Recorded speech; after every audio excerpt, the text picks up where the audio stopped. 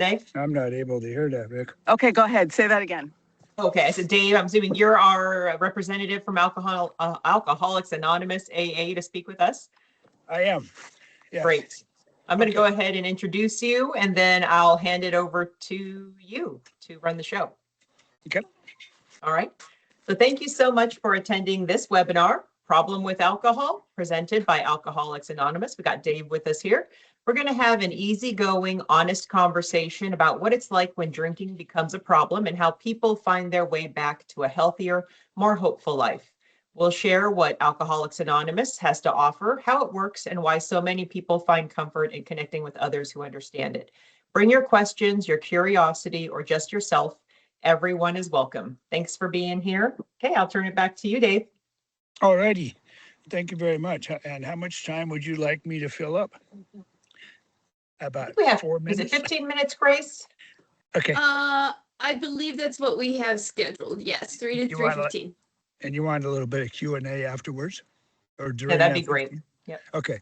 So the short version. Hi, my name's Dave and I am an alcoholic.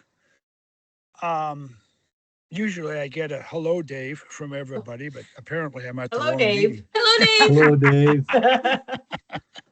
Yeah, I know it kind of seems like a little silly little thing, but it's what we do at the meetings, just kind of so that everybody feels like they know everybody, because it is one big family.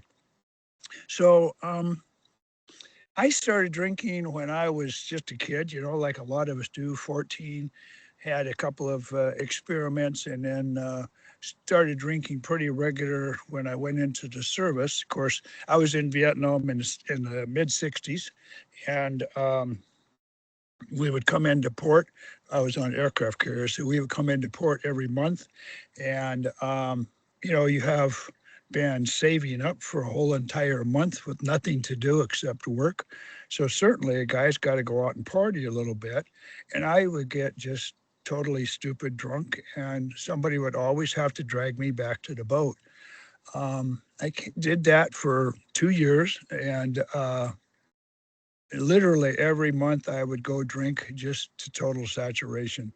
And then I came back home and started looking for a job. I already had a wife, by the way. Came back and started looking for jobs and found out that, you have to be kind of sensible in order to hold down a job. So I cut back a lot on the drinking. And then work was tough. I had a hard time finding something that I felt comfortable with. I don't like authority. I don't like being told what to do. I couldn't drink when I was on the job. Couldn't get along with my kids. All of the problems of life just seemed to be overwhelming.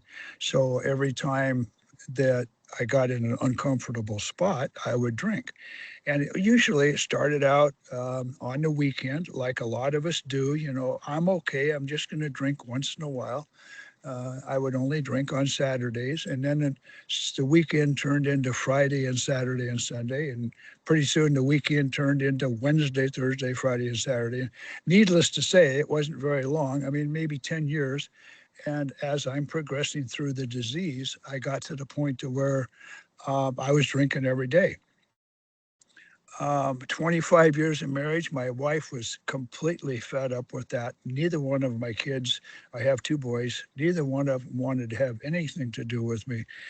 And the wife kicked me out of the house. She says, I can't do this anymore. You need to leave.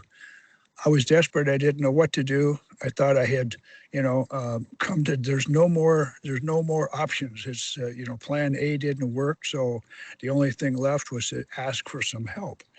And I was fortunate enough that I got introduced to AA very quickly. And I went to some treatment programs, which are available through many, many different resources. In this particular one, it was a private that my insurance paid for. But I started that rehab, and then I started going to AA meetings, and I learned who I am. I found out through AA who I am, what my problems really are.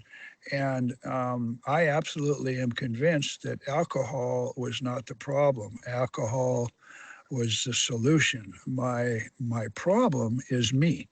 The issues that I had as a kid, the trauma that I went through, the time in the military, the service, the issues with authority, the issues with not being able to be responsible, couldn't hold a job.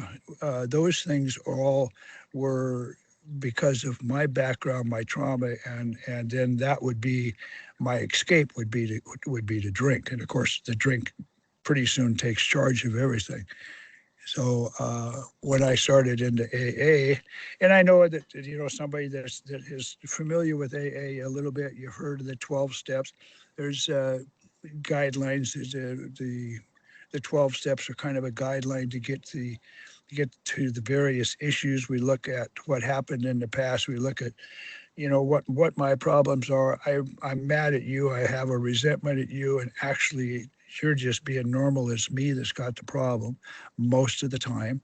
And we look at all of those different things through a self-searching inventory and ask for some help with getting rid of those. Some people have a higher power. Some people have a Christian church background. Some people are atheists. That is not important, as near as important as staying sober.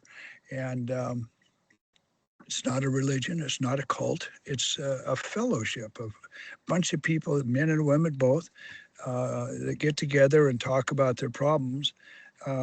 It's not really quite group therapy. But we have a lot of trauma having been in the military, and most of the time that was very early in life, and we didn't really learn how to deal with that. For me, speaking as first person, I did not learn how to deal with that until I got into AA and had a chance to work with people that had already been down that path. I think that that's the crux of what I'm trying to get at, is that for me to get better, I needed to find somebody. I needed to friendship with people that had already gotten better, people that had been through that process, that had to deal with PTSD, or that had to deal with childhood trauma, or a million things, and they drank for it because of it. And then in the program, they learned how to deal with life on life's terms. They taught me how to deal with life on life terms. They taught me things that my family of origin couldn't teach me because they didn't know. They didn't know how.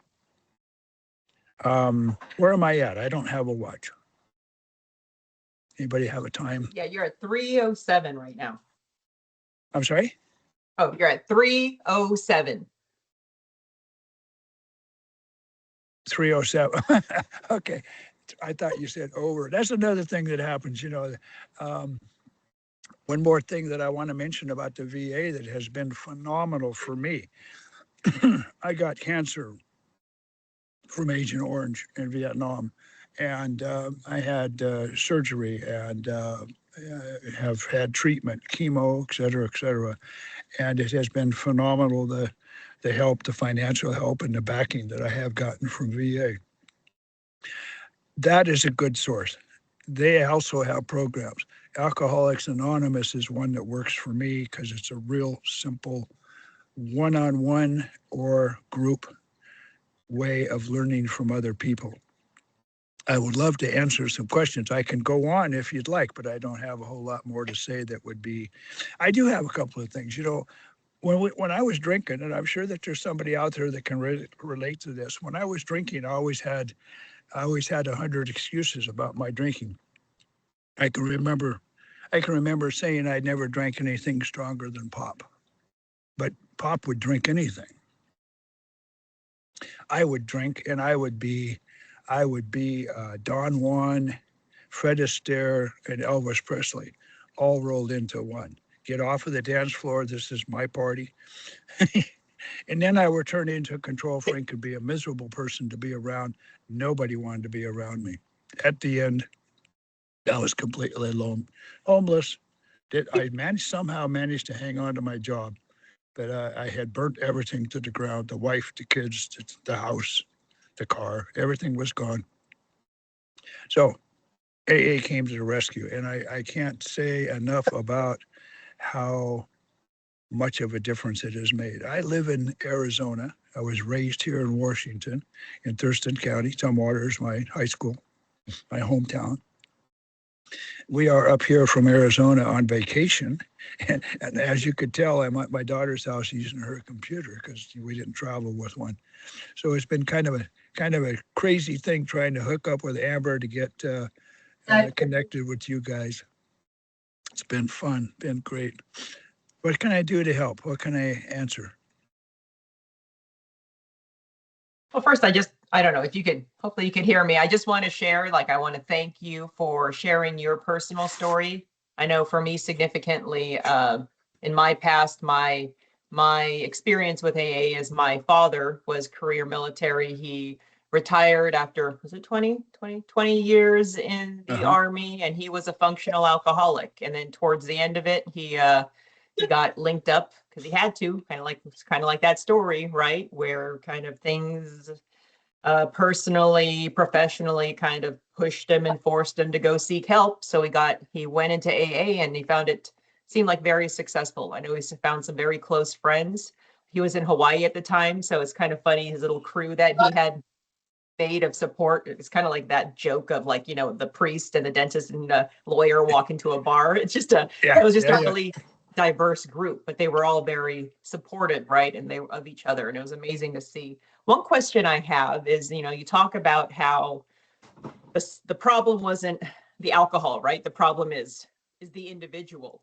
So Yes. thinking about that, oftentimes alcohol is seen as a solution to try to manage maybe emotions or feelings or trauma that people don't find other ways to manage. Does AA also accept and see others, um, people with other not alcohol, but substance abuse issues like marijuana or anything else?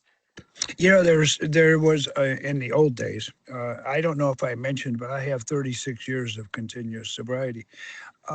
In the old days, like about 40 to 50 years ago, AA was pretty strict about anything else not being talked about, just strictly alcohol.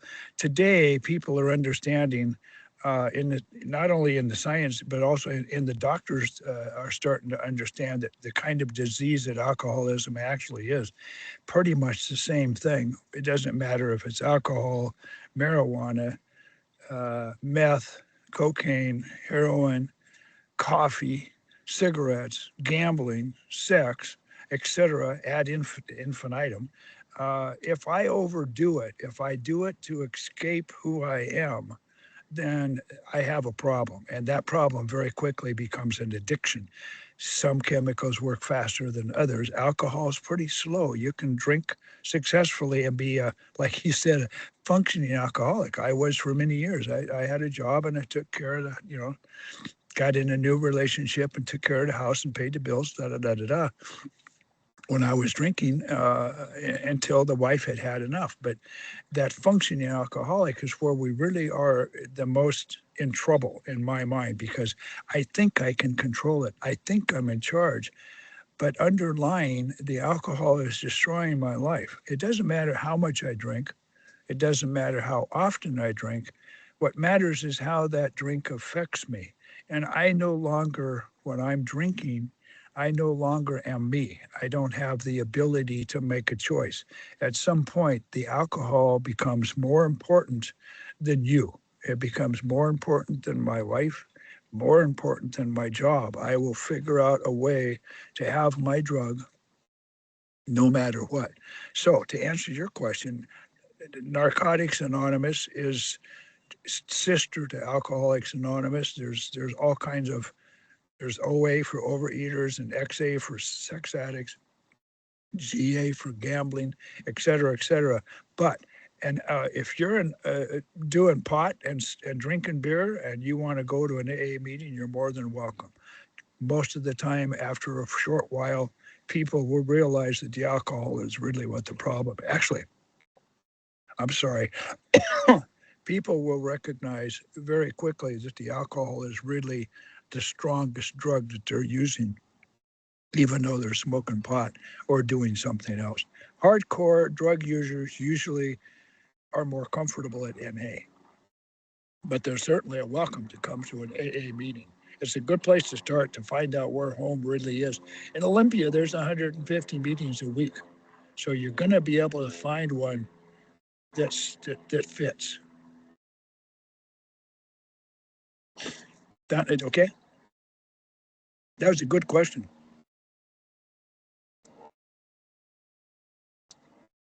Did we lock up? Oh, I'm here. I'm just waiting to see if there's anybody else with any questions or anything they want to share.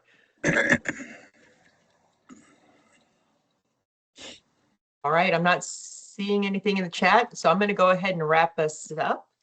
So thank you for attending this webinar and any of the other webinars today that you might have attended. All webinars will be posted on the Wellness YouTube page and on the Wellness Fair page, which I'll post soon.